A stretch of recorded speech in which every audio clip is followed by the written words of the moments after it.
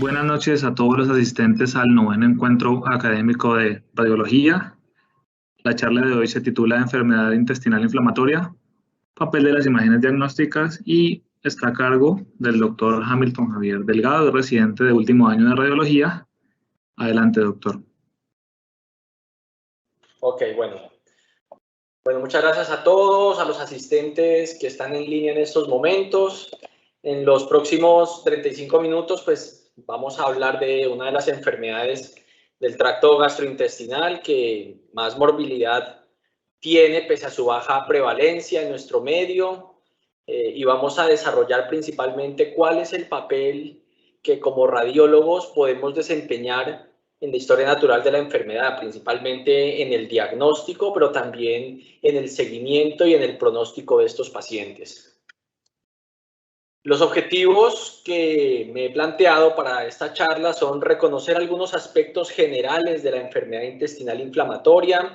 Vamos a hablar de las ventajas y desventajas de las actuales modalidades de imagen, reconocer los patrones de imagen, las complicaciones, cuál es el compromiso extraintestinal, y todo esto basado en el consenso de la Asociación de Radiología Abdominal y de la Asociación Americana de Gastroenterología. También voy a tratar de ofrecer un abordaje sistemático a la hora de enfrentarnos a estudios de este tipo de patologías, con el énfasis de qué es lo que el clínico necesita saber de nosotros en el informe radiológico. Finalmente, conclusiones y la bibliografía consultada. Entonces, a modo de introducción, la enfermedad intestinal inflamatoria hace parte de un espectro de manifestaciones y que se representan por un constante proceso de daño y cicatrización, que tienen un curso crónico, continuo y progresivo, y que se presenta principalmente sobre la pared intestinal en presencia de una flora normal. Existen otras patologías, principalmente la patología inflamatoria infecciosa, que no la vamos a tener en cuenta en esta entidad. La fisiopatología incluye la interacción de múltiples factores genéticos, inmunológicos, microbiológicos y ambientales.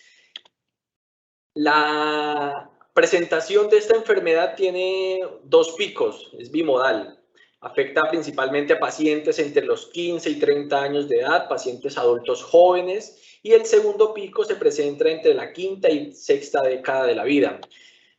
Por epidemiología americana y estudios americanos y europeos, podemos ver que la prevalencia es alrededor de 20 a 10 por cada 100.000 habitantes, de 20 a 100 por cada 100.000 habitantes, y que esta es ligeramente mayor en estos países, en países desarrollados.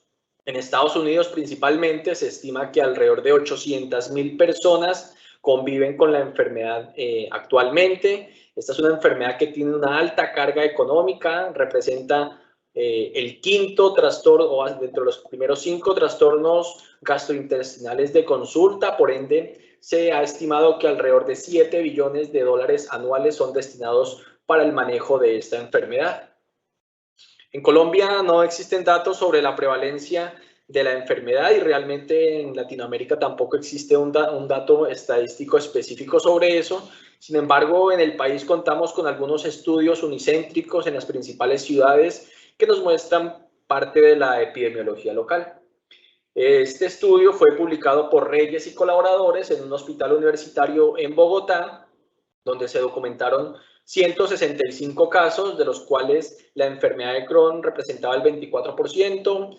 Las mujeres estaban alrededor del 55% de los casos, con una mediana de edad entre los 44 años para la enfermedad de Crohn y los 39 para la colitis ulcerativa. Se documentó que la enfermedad severa estaba en el 65% de los pacientes con enfermedad de Crohn, y las manifestaciones extrainstitucionales eran tan altas como el 35%. En Cartagena se realizó este estudio en un hospital de alto nivel de complejidad. Se identificaron 60 casos. Los datos son muy similares, un porcentaje de mujeres alrededor del 69%. Esta edad entre los 35 y los 39 años representó alrededor del 48% de los casos en esta serie. En Medellín, en un centro de referencia de alta complejidad, un estudio desarrollado por Baños y colaboradores, identificaron 202 casos de enfermedad intestinal, de los cuales el 16% correspondía a enfermedad de Crohn, 81 a colitis ulcerativa, y hubo un porcentaje del 3% en los cuales la enfermedad no pudo clasificarse específicamente en algunas de estas dos entidades. El 55% pertenecía a mujeres y la edad media del diagnóstico en las dos era alrededor de los 39 años. Importante identificar que hasta el 68% de los pacientes con enfermedad de Crohn presentaron recaídas en el curso del estudio epidemiológico. Fue un estudio retrospectivo de alrededor de 3-4 años. Sin embargo, el porcentaje era mucho mayor en los pacientes con enfermedad de Crohn. Casi la mitad presentaron recaída en el primer año. Las manifestaciones extraintestinales fueron alrededor del 41% para la enfermedad de Crohn. Y que es el estudio más reciente, desarrollado por Rojas y colaboradores en una institución de 4º nivel de complejidad, fue desarrollado en la Fundación Valle de Lili. Identificaron 416 casos de enfermedad intestinal inflamatoria, el 28% correspondían a enfermedad de Crohn y el 54% del total de casos pertenecía a pacientes del sexo femenino. La edad media también era muy similar, 43 años en los dos grupos, y la enfermedad severa en enfermedad de Crohn fue alrededor del 65%. Las manifestaciones extraintestinales fueron muy similares. Entonces, como podemos ver en estos 4 estudios unicéntricos de las principales ciudades del país, vemos que la epidemiología en cuanto a la presentación, las complicaciones, en la preferencia del género son muy similares. La enfermedad de Crohn tiene una presentación clínica muy inespecífica, muy variada. Los síntomas clásicos son principalmente diarrea y dolor abdominal, pero también hay un porcentaje alrededor del 20% que no presenta ninguno de estos dos síntomas. Y ahí es donde se complica, digamos, la sospecha diagnóstica de la enfermedad, donde el paciente puede presentar síndrome constitucional, manifestaciones incluso extraintestinales como del tracto hepatobiliar, pancreáticas, manifestaciones en piel o manifestaciones osteomusculares, que son la principal manifestación extraintestinal. Incluso pacientes se han presentado con déficit o manifestaciones carenciales como la anemia. Y esto también lo menciono porque la correlación de la actividad de la enfermedad con la severidad de los síntomas no hay una correlación específica. Es decir, podemos tener pacientes con una sintomatología muy severa y esto no nos habla de severidad de la enfermedad o de actividad de la enfermedad. Tenemos dentro del espectro dos entidades, la enfermedad de Crohn y la colitis ulcerativa. Como hemos mencionado, estas dos entidades pues, pueden presentar algunas similitudes en cuanto a las manifestaciones clínicas, pero como vamos a ver son muy diferentes. Hay una que es mucho más severa que la otra debido al compromiso que presenta y esto va a influir mucho en el tratamiento y en el pronóstico de la enfermedad. Aquí tenemos un esquema de la pared intestinal. Podemos identificar la mucosa intestinal en la porción más interna, la submucosa, donde podemos encontrar la muscular de la submucosa y los vasos sanguíneos, los vasos linfáticos y el paquete nervioso. Más externo vamos a encontrar las dos capas de la muscular, la capa circular y la capa longitudinal, y en la porción más externa la capa serosa. Cuando hablamos de enfermedad intestinal inflamatoria tipo enfermedad de Crohn, vamos a hacer referencia a un compromiso transmural del proceso inflamatorio. Es decir, que la inflamación la vamos a ver desde la mucosa hasta la serosa, en todas las capas de la pared.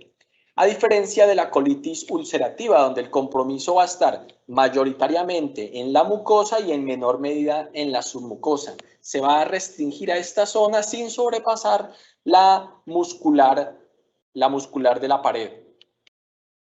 Entonces, esa es la principal diferencia entre las dos entidades. La segunda es el compromiso que presenta en el tracto gastrointestinal. La enfermedad de Crohn la podemos encontrar en cualquiera de los niveles del tracto gastrointestinal, desde la mucosa oral hasta el esfínter anal, en cualquiera de estos niveles, y lo característico es que se presenta por lesiones saltantes o lesiones en diferentes niveles, que es lo que se conoce en la literatura como skip lesions o lesiones saltantes. La principal localización va a ser la región iliocecal con alrededor del 40%. El 30% se presenta en el intestino y en el tracto gastrointestinal superior, estómago, duodeno, esófago. En el 20% lo vamos a encontrar en el marco colónico y en menos del 10% vamos a tener compromiso de la región del recto y de la región perianal.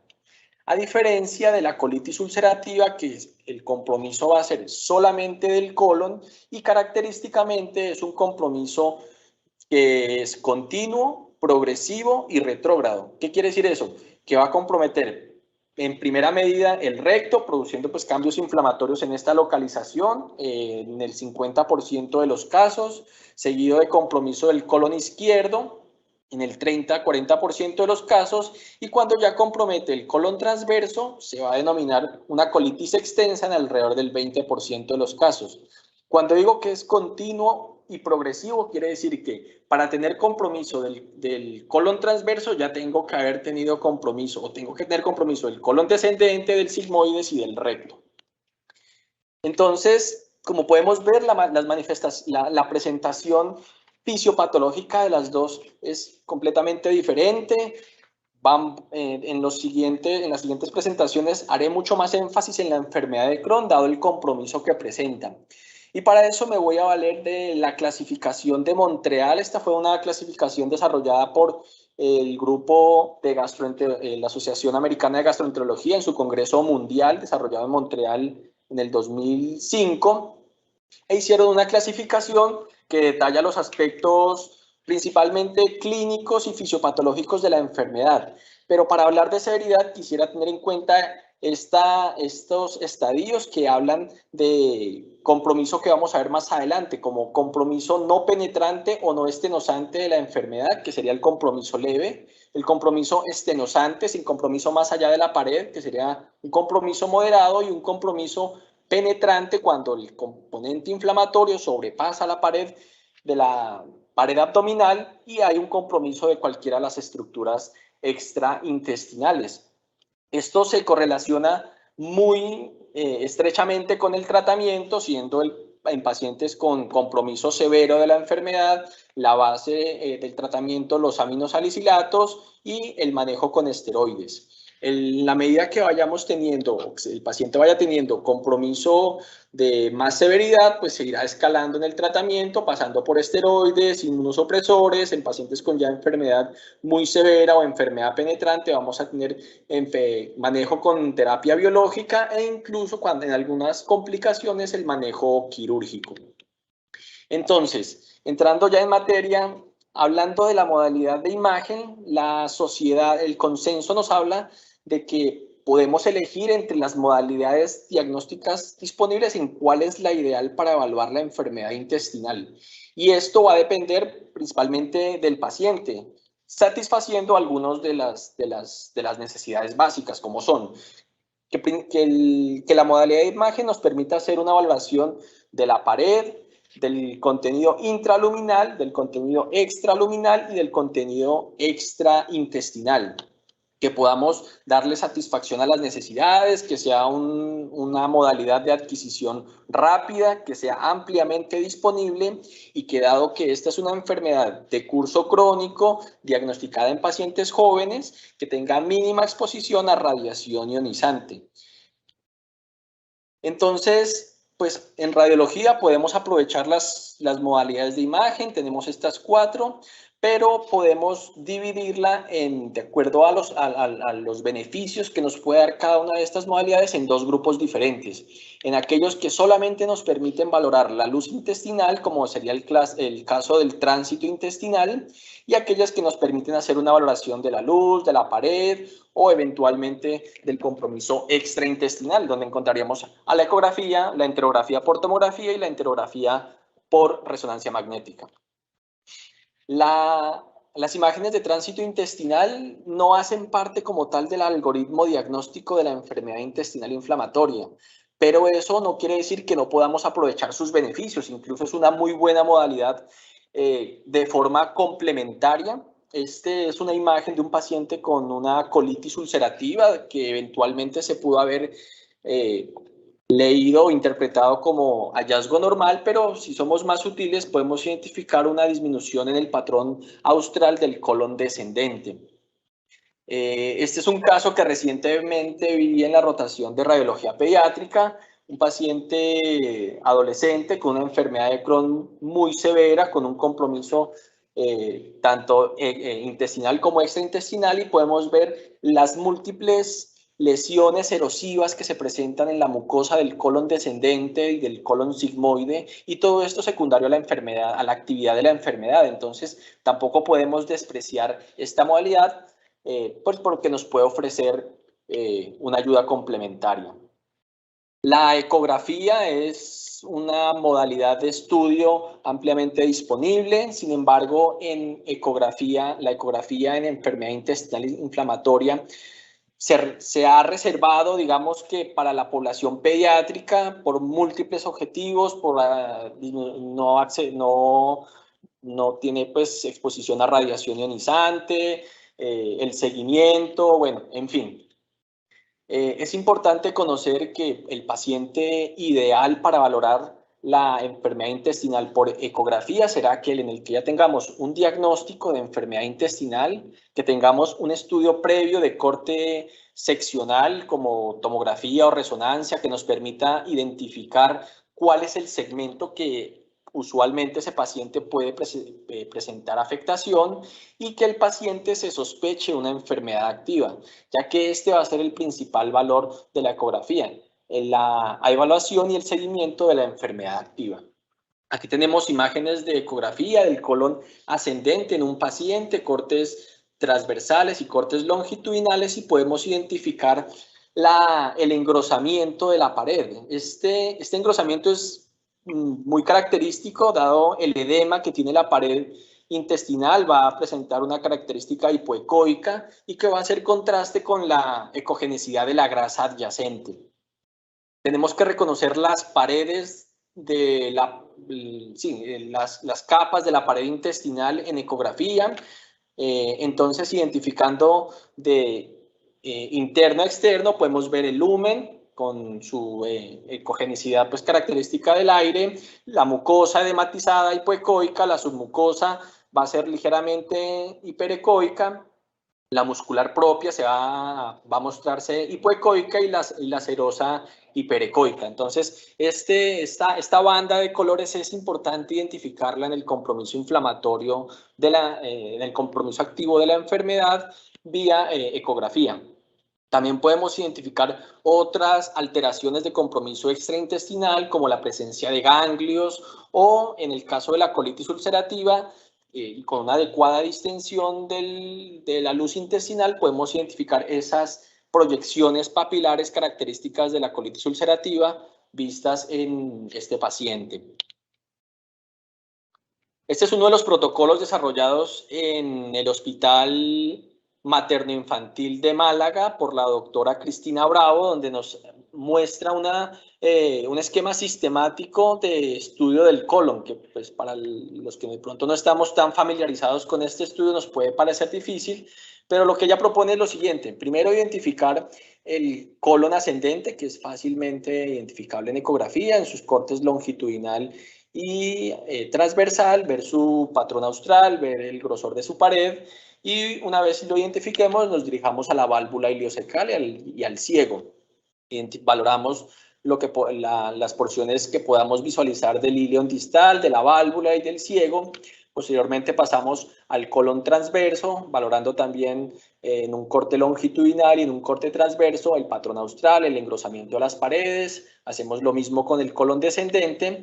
Quizás la dificultad sería valorar el colon sigmoides, pero es importante identificar que este se encuentra superficial a los vasos ilíacos, entonces el punto de referencia será los vasos ilíacos para identificar el colon sigmoides. Y finalmente, por una ventana transvesical, identificar el recto, que en este caso lo vemos ocupado por gas. También ajustando algunos parámetros de la ecografía, el PRF, los armónicos y el foco, podemos valorar en estas imágenes, principalmente la imagen de la derecha, una imagen Doppler color, que hay un aumento del flujo tanto arterial como venoso de la pared intestinal, y si se fijan muy bien también podemos ver algo de flujo en el borde mesentérico correspondiente a ingurgitación de la vasa recta. También se ha planteado la valoración de estenosis principalmente distales a la válvula iliocecal. En este caso podemos ver una distensión retrógrada, en este caso sería de la región iliocecal, por un engrosamiento concéntrico secundario a una enfermedad de Crohn activa. Las imágenes por tomografía, la enterografía por tomografía, tiene múltiples ventajas. La principal es que tiene una amplia disponibilidad. Los protocolos de enterografía son fácilmente adaptables a la mayoría de los tomógrafos. Es idealmente tener un ecógrafo multicorte para poder realizar reconstrucciones en los diferentes planos con muy buena resolución. Este es el estudio ideal para la valoración en pacientes en los que sospechemos perforación intestinal como una complicación de una enfermedad intestinal inflamatoria. Las desventajas, pues como las podemos ver, principalmente la exposición a radiación ionizante, que tiene una menor resolución de contraste para valorar la pared intestinal y que es imprescindible el uso de contraste endovenoso. En nuestra institución utilizamos el protocolo de la siguiente forma: el paciente no requiere ayuno, se realiza una ingestión 2 horas antes de 3 litros de un preparado de agua con manitol. También se puede utilizar algunas preparaciones comerciales como el osmorin. Se ingiere en 2 horas, y los últimos 300 centímetros cúbicos se dejan para el final para poder valorar la cámara gástrica. Se hacen adquisiciones en fase arterial, en fase venosa, y las reconstrucciones posteriormente en la estación de lectura. La dosis de radiación en nuestro equipo es alrededor de 11,6 milisievert, lo que equivale a alrededor de 55 radiografías de tórax. Las imágenes por resonancia magnética, el protocolo de enteroresonancia, es el estudio ideal para valorar fístulas, principalmente porque nos permite una mejor resolución de contraste de los tejidos blandos. Tenemos algunas secuencias que nos permiten evaluación funcional. Podemos utilizar esta modalidad sin necesidad, en casos específicos, sin necesidad de la aplicación de medio de contraste endovenoso. Sin embargo, las principales dificultades son el alto costo, el acceso, no se encuentra en múltiples instituciones, y algunas contraindicaciones relacionadas con el campo magnético en el caso de que el paciente no pueda acceder. En nuestro protocolo se requiere un ayuno de 6 horas, se le da al paciente un antiespasmódico que puede ser oral en el caso de los estudios ambulatorios o intravenoso en el caso de los pacientes hospitalizados o de urgencias. Y también 2 horas antes se les da la preparación para poder hacer la distensión de la cámara del tracto gastrointestinal. Se adquieren imágenes en T2 coronales con y sin saturación de grasa, imágenes en secuencias rápidas, en estas secuencias TrueFist para nuestro equipo, en los diferentes cortes, coronal, sagital y axial. Esto nos permite valorar parcialmente pues, el peristaltismo y también la pared intestinal. Y las secuencias simple y con contraste, que las podemos hacer incluso dinámicas, valoraciones arteriales, portales y tardías, en los cortes principalmente coronales y axiales. Entonces, ¿entre cuál de estas dos vamos a escoger al momento de evaluar un paciente? Pues el que el paciente requiera. Entonces, para los estudios de Enterotac, pacientes agudamente enfermos, pacientes con sepsis, que querramos descartar alguna otra entidad diferente a enfermedad intestinal inflamatoria como causa de los síntomas, aquellos pacientes que tengan contraindicaciones al campo magnético y pues por acceso y experticia en algunas instituciones. La resonancia, el estudio de enteroresonancia, se destina para pacientes estables, que no estén en UCI, que no estén críticos, que ya tengan idealmente un estudio de tomografía previa para poder guiar mucho mejor la valoración. Pacientes jóvenes, pacientes que estén en embarazo, principalmente por su beneficio de no exposición a radiación ionizante. Como sabemos, es una enfermedad de un curso crónico, y pacientes que tengan alergia a algunos medios de contraste como el yodo. Entonces, ¿qué es lo que realmente necesita saber el clínico? He resumido las necesidades o lo que debería incluir el informe radiológico en 6 puntos, principalmente si hay o no sospecha de enfermedad intestinal inflamatoria, si hay enfermedad activa, en el caso de que exista enfermedad activa, dar un grado de la actividad, cuáles son los segmentos que se encuentran comprometidos, cuál es la extensión del compromiso inflamatorio, si podemos identificar algunas de las complicaciones como las que vemos ahí, estenosis, fístulas o abscesos, si el paciente presenta algún tipo de compromiso extraintestinal y si podemos ofrecer algo en el seguimiento o recomendaciones. Entonces, empezamos con la primera, si hay o no sospecha de enfermedad intestinal inflamatoria. Entonces, al igual que en medicina, la sospecha siempre va a ser clínica. Va a ser del médico de atención primaria o del médico del gastroenterólogo, el cual, basado en una serie de síntomas, una serie de exámenes de laboratorio, va a sospechar la enfermedad. Estos pacientes pues asistirían a la consulta con el gastroenterólogo, y el siguiente paso siempre va a ser el estudio endoscópico con muestras histológicas que confirmen la presencia de enfermedad de componente inflamatorio.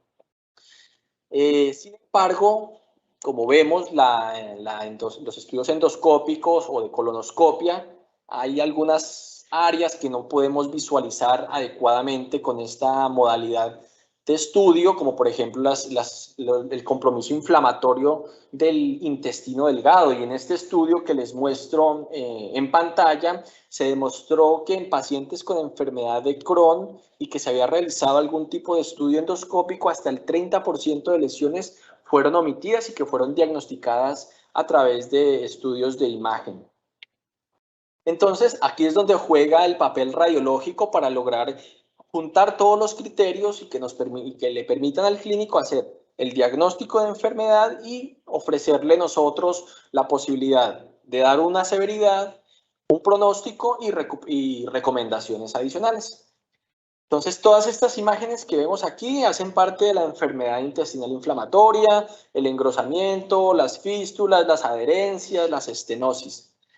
Quizás la valoración en primera medida es muy difícil porque la presentación es muy variada, pero pues quisiera mostrarles este estudio. Este es un artículo publicado en 2018 en Radiology y concomitantemente en Gastroenterology por las dos sociedades pues que mencioné al principio, la Sociedad Americana de Radiología Abdominal y la Asociación Americana de Gastroenterología, en el que nos muestran una recomendación para la evaluación, la interpretación y la utilización de las diferentes modalidades, en este caso de enterografía por tomografía y por resonancia, y lo hacen específicamente para la enfermedad de Crohn, precisamente porque es la que más compromiso inflamatorio presenta.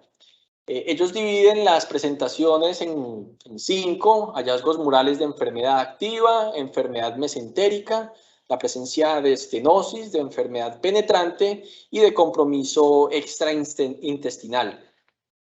Entonces aquí pasamos a la segunda pregunta, es si hay signos de enfermedad activa. Cuando hablamos de enfermedad activa, entonces vamos a referirnos a dos: hallazgos murales y hallazgos mesentéricos. Dentro de los hallazgos murales vamos a ver que el más frecuentemente visualizado es la estratificación parietal bilaminar, que hace referencia a un engrosamiento y realce de la mucosa y de la submucosa con un hiporrealce o menor señal de la muscular.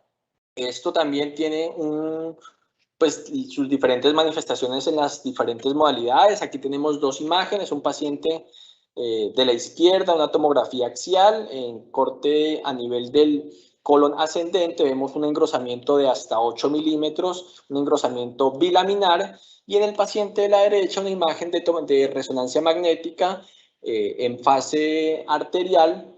Podemos identificar también el engrosamiento bilaminar del colon sigmoide y del colon y de la región del recto. El engrosamiento parietal trilaminar hará referencia a que hay un componente inflamatorio no solamente la mucosa, submucosa y muscular, sino que se extiende más hacia allá y nos compromete la serosa. Tenemos aquí igual dos pacientes, el de la derecha, el de la izquierda, una imagen de tomografía, vemos el realce de la mucosa, la submucosa, el hiporrealce de la muscular y el hiperrealce de la serosa, característico de una enfermedad de Crohn con compromiso del colon sigmoides y del recto activa. Y en la imagen de la derecha, un compromiso de la región ileocecal y de la región del ciego. El engrosamiento unilaminar, donde no podemos identificar las capas, sino solamente el engrosamiento, también se ha descrito como un hallazgo de enfermedad activa, pero principalmente como de respuesta parcial al tratamiento. Aquí tenemos dos imágenes. La primera es una imagen en T2 de Trufi, donde vemos un engrosamiento del ilion distal de aproximadamente 5 milímetros. Y en la imagen de la derecha, una imagen de resonancia post-contraste en T1, vemos un engrosamiento de la pared de 4 milímetros. No podemos identificar como tal una estratificación, sino solamente el engrosamiento de la pared, que en este caso sería un engrosamiento leve. La presencia de halo graso dentro de la pared la pared intestinal también es muy frecuente. Esto no hace parte de los signos de enfermedad activa, pero nos habla de que este paciente ha sufrido procesos de enfermedad activa, de recuperación durante mucho tiempo. Este es un paciente que concomitantemente a la enfermedad de Crohn presentó un síndrome linfoproliferativo y se le realizó este estudio de tomografía. Vemos que en la imagen de la izquierda podemos identificar la infiltración grasa entre la submucosa y la muscular consistente con este proceso inflamatorio crónico. Y si lo vemos en la imagen del PET en la fusión con FDG, vemos que no hay un componente claro de inflamación en esta zona. Ahora bien, es importante identificar que el engrosamiento y realce de la pared va a ser el signo o el hallazgo radiológico más específico para enfermedad activa y que eso también va de la mano con la severidad de acuerdo al engrosamiento de la pared.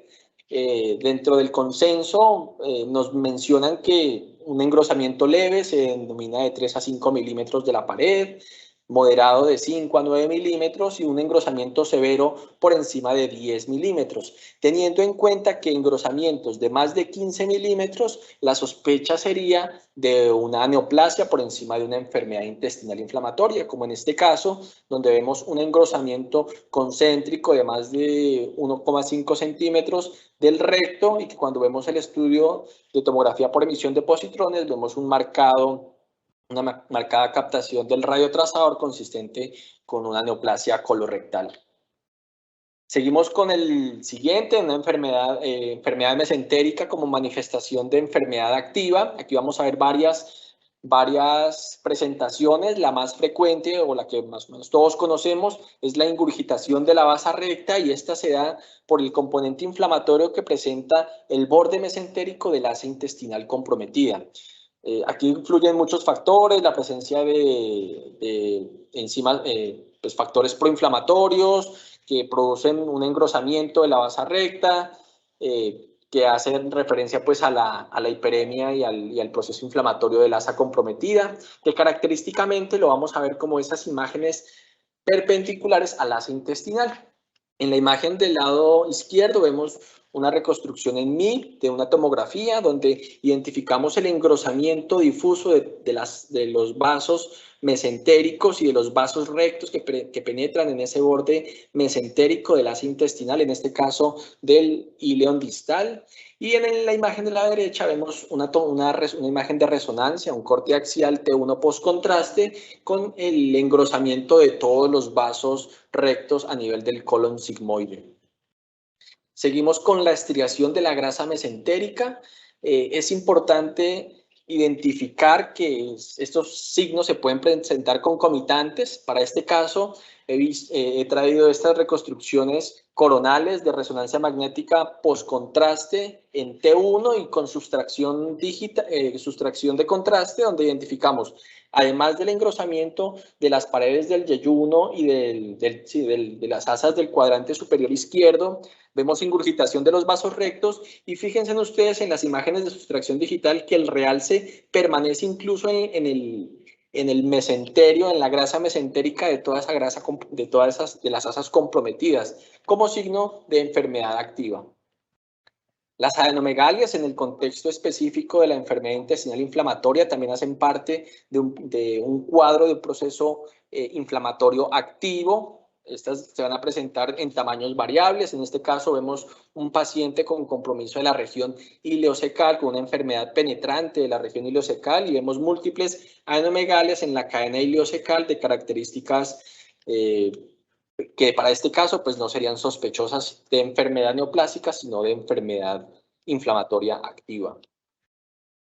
Al igual que la infiltración de la grasa mesentérica, de la grasa en la pared intestinal, también se considera un signo de enfermedad crónica, la proliferación de la grasa mesentérica, y esto nos habla de que este paciente ha presentado múltiples episodios de compromiso mesentérico, de inflamación y de recuperación en el contexto de enfermedad intestinal. En el caso de la derecha, el compromiso del colon sigmoide, y en el caso de la derecha, un compromiso de la región del ciego y del colon ascendente. Entonces, como puntos claves hasta aquí, tenemos que hallazgos de enfermedad activa, tenemos el engrosamiento mural, que puede ser leve de 3 a 5 milímetros, moderado de 5 a 10 milímetros y severo de 10 milímetros en las diferentes presentaciones que mencionamos, unilaminar, bilaminar y trilaminar, y la presencia de hallazgos mesentéricos como la ingurgitación de la basa recta, la estriación de la grasa mesentérica y la presencia de adenomegalias. Pasamos a la cuarta pregunta, y es identificar si hay complicaciones de la enfermedad. Y la complicación, digamos, más frecuente, a la que más hay que tener en mente, es la presencia de estenosis. La estenosis se define como una disminución focal de la luz intestinal y que condiciona una dilatación retrógrada, con la sintomatología de obstrucción pues, que todos conocemos. En el protocolo, en el consenso, mencionan la presencia de estenosis definitiva cuando hay una dilatación del asa retrógrada de más de 3 centímetros y estenosis probable cuando esa dilatación es menor a 3 centímetros.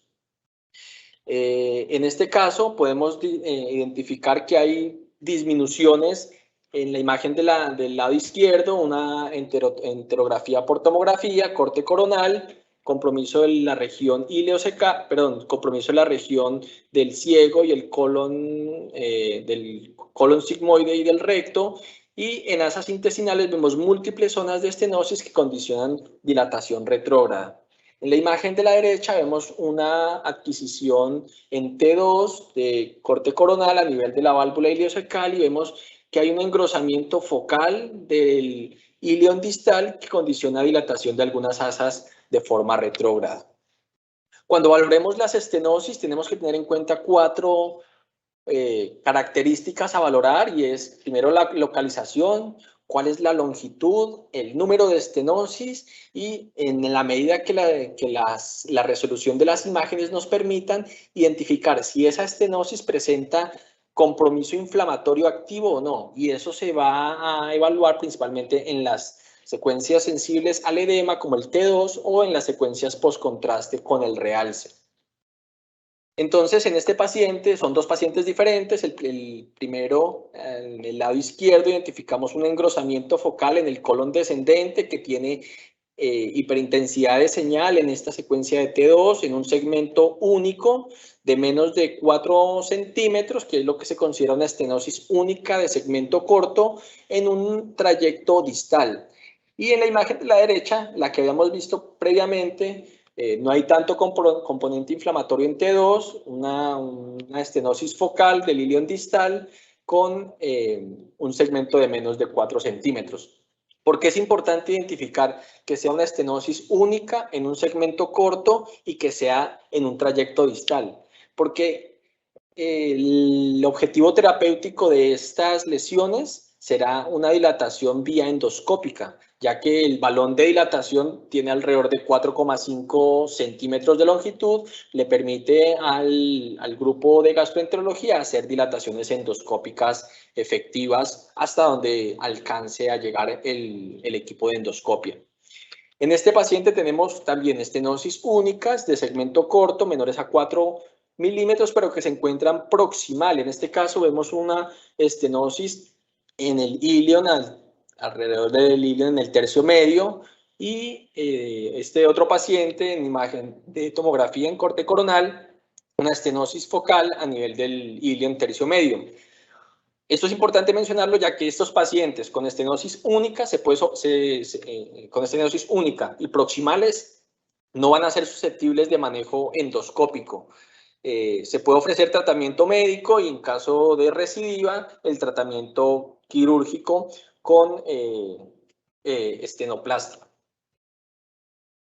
Este es otro paciente con múltiples estenosis de segmento corto, pero que condicionan una dilatación masiva de asas intestinales. Este es un paciente que, como podemos ver, no es candidato a ningún tipo de manejo endoscópico, tanto por la localización como por la presencia de múltiples estenosis.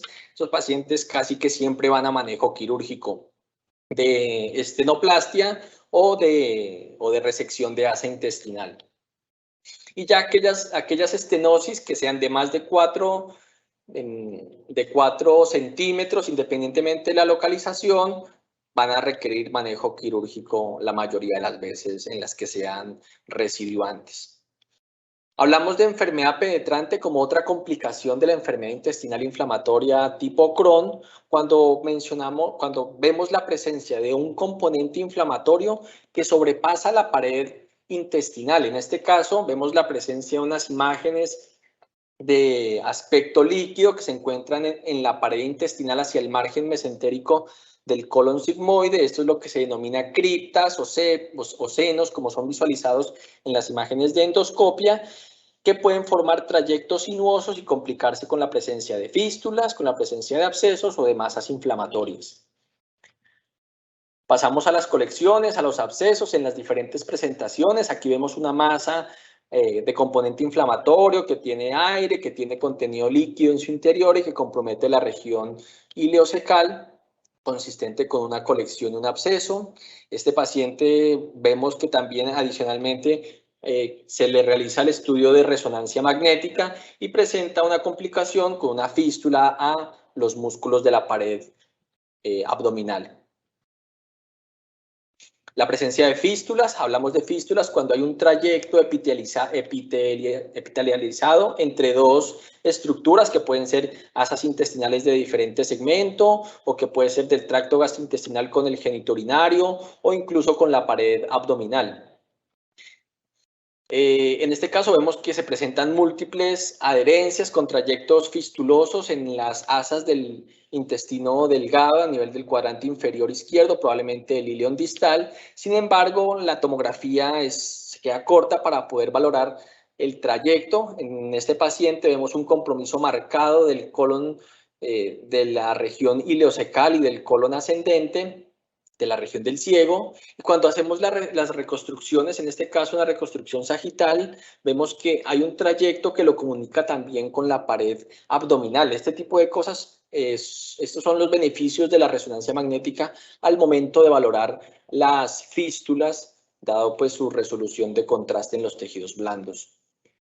También es importante saber que el estudio de enterografía por resonancia está destinado solamente al tracto gastrointestinal. Se utilizan campos de visión amplios al momento de adquirir las imágenes y que por eso la valoración de la patología del recto en enfermedad intestinal inflamatoria se queda corta con los protocolos actuales. En este caso se deben realizar siempre estudios destinados a recto con unos campos de visión específicos, pequeños, con secuencias específicas para valorar las complicaciones. En este caso es un paciente que tiene un compromiso del colon descendente y del colon sigmoides. Este es el último corte del T1 post-contraste, donde vemos que hay cambios inflamatorios de la pared intestinal con marcado realce y engrosamiento, y si se fijan muy bien hacia la fosa isquiorrectal del lado izquierdo se ve un pequeño trayecto con realce del medio de contraste, lo que nos puede sugerir que haya un componente de inflamación hacia esa zona. A este paciente la sospecha era que tuviera un compromiso del recto, concomitantemente se le hizo su protocolo de estudio de recto con los campos de visión pequeños, con secuencias específicas como las secuencias de difusión, y podemos identificar ese trayecto fistuloso hacia la fosa isquiorrectal y hacia la fosa isquional izquierda. Entonces, como complicaciones tendremos estas dos, las estenosis y la enfermedad penetrante. En estenosis es importante siempre valorar el tipo, la localización, la longitud y el número de estenosis, en qué segmento se encuentran, si es en un segmento proximal o en un segmento distal, y la presencia de enfermedad penetrante, como lo mencionamos, la presencia de senos, criptas, de fístulas o de colecciones o abscesos. Pasamos a la presencia o no de compromiso extraintestinal. Entonces, en las imágenes por enterografía podemos identificar compromiso extraintestinal e incluso extraabdominal. En este caso podemos ver este arrosariamiento característico de la colangitis esclerosante, el edema y el engrosamiento de los diferentes segmentos del páncreas como una pancreatitis autoinmune. La presencia de trombosis in situ del sistema esplenoportal es muy frecuente en casos de enfermedad activa, como en este caso vemos unos defectos de opacificación en la porta del lado derecho.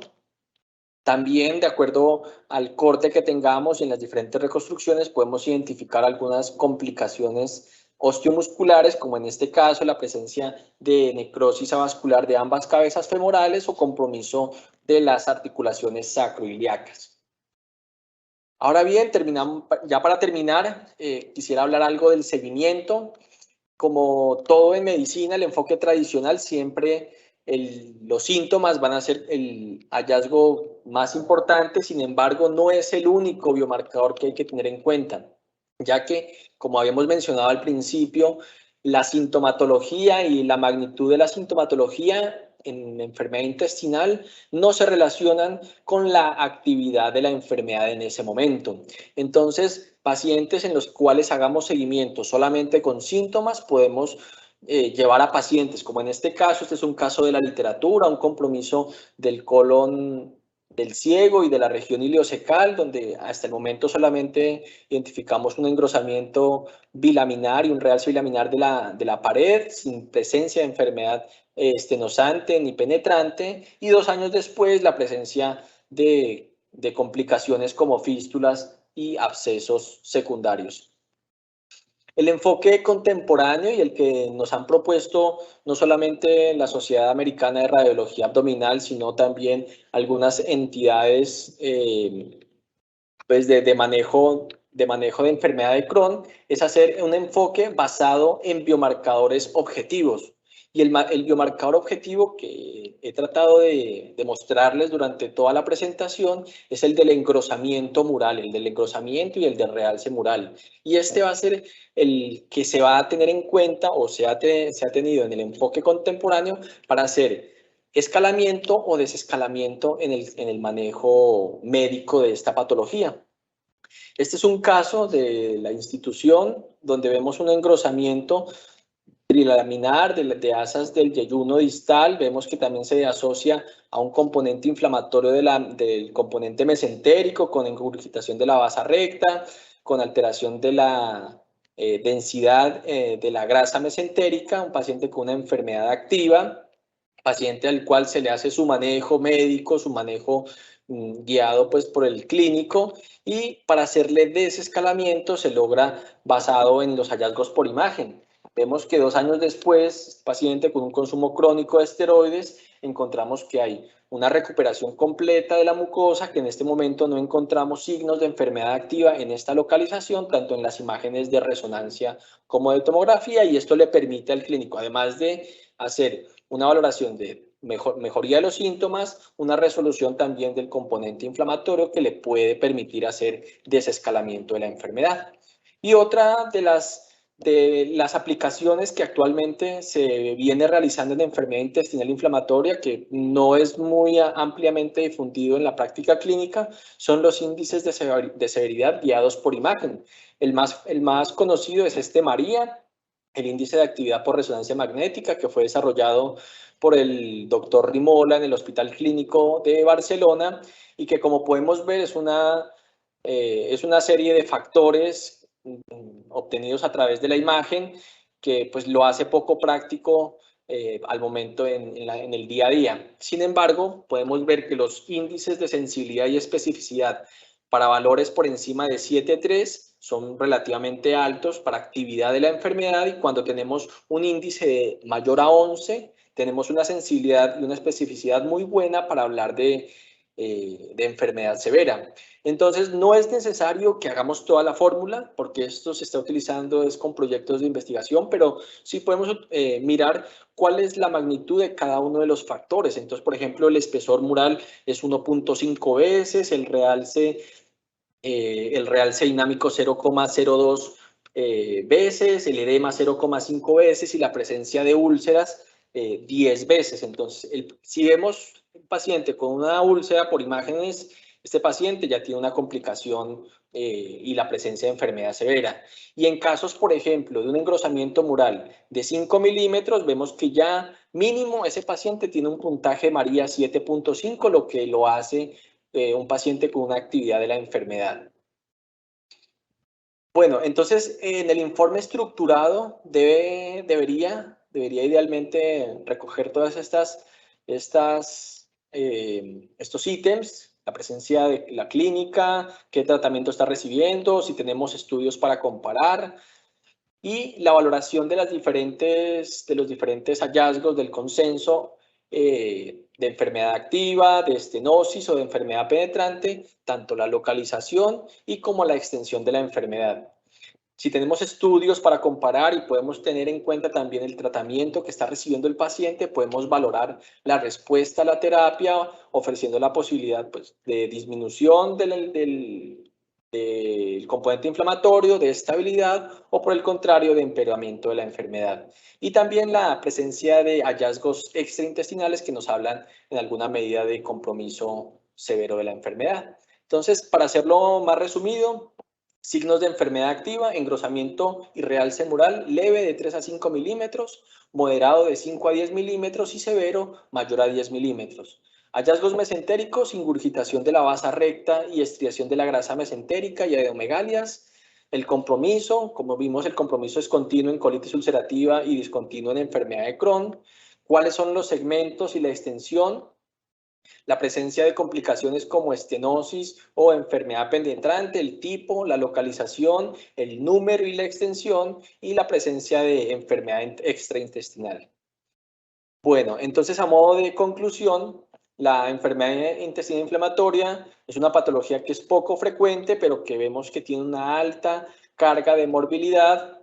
Los estudios actuales de enterografía en imagen de corte seccional, como la resonancia y la tomografía, tienen una muy buena capacidad para determinar estos hallazgos, incluyendo los signos de enfermedad activa y las complicaciones, que es lo que realmente va a interesar en el manejo de estos pacientes. También agregan datos cruciales y complementan la valoración que el gastroenterólogo, que el clínico hace a través de endoscopia, para poder dirigir mucho mejor tanto el manejo como el pronóstico. Y pues existen consensos como este de la Sociedad Americana de Radiología Abdominal, que estandarizan los términos y que nos permiten una lectura sistemática al momento de valorar una patología con una amplia variedad de presentación radiológica como esta. Esta es la bibliografía utilizada, y muchas gracias a todos los asistentes. Estamos pendientes.